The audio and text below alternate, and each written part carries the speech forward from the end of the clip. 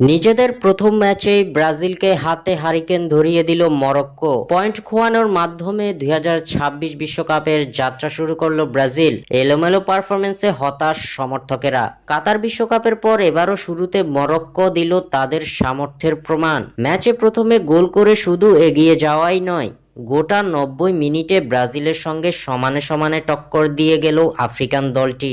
হেক্সার লক্ষ্য পূরণ করতে হলে এখনও অনেক খাটতে হবে কার্লো আনচেলত্তির দলকে। ম্যাচের শুরু থেকেই দুই দলের চলেছিল হাড্ডাহাড্ডি লড়াই।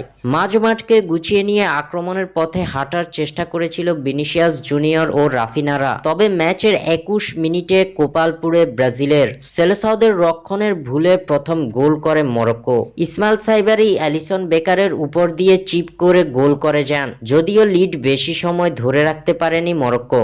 10 মিনিটের মধ্যেই ম্যাচের সমতায় ফেরে 5 বারের বিশ্ব চ্যাম্পিয়নরা।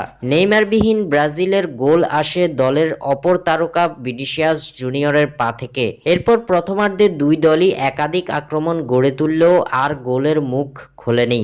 এক গোলের সমতাতেই শেষ হয়েছে প্রথমার্ধের খেলা।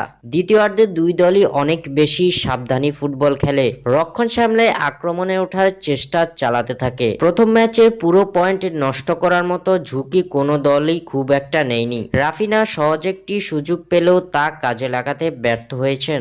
ম্যাচের ইনজুরি টাইমের শেষ মুহূর্তে গোল করার মতো জায়গায় পৌঁছে গিয়েছিল মরক্কো, কিন্তু ব্রাজিল গোলরক্ষক অ্যালিসন বেকার সেই আক্রমণ একক দক্ষতায় প্রতিরোধ করেন। শেষ পর্যন্ত এক গোলের সমতা দিয়ে শেষ হয় ম্যাচ। পয়েন্ট ভাগাভাগি করে নেয় ব্রাজিল ও মরক্কো।